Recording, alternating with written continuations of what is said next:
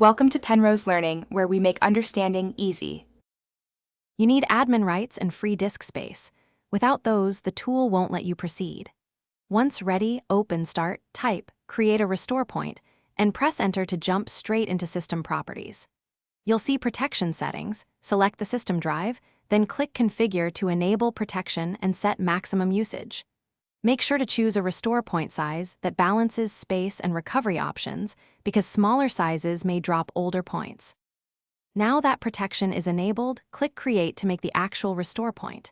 You should name it so you remember why you made it. Include a date and short reason like before driver update, because descriptive names cut troubleshooting time later.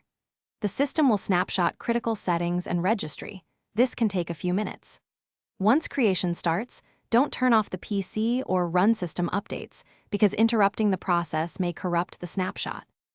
After creation finishes, confirm the success message and open System Properties to view the list of restore points so you can verify the timestamp and name.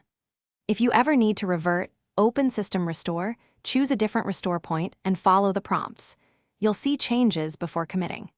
If creation fails, free disk space, disable disk compression on the drive, or temporarily turn off third-party backup software. These are common blockers that prevent a successful snapshot. Thanks for watching. If this was helpful, leave a like and consider subscribing. See you next time.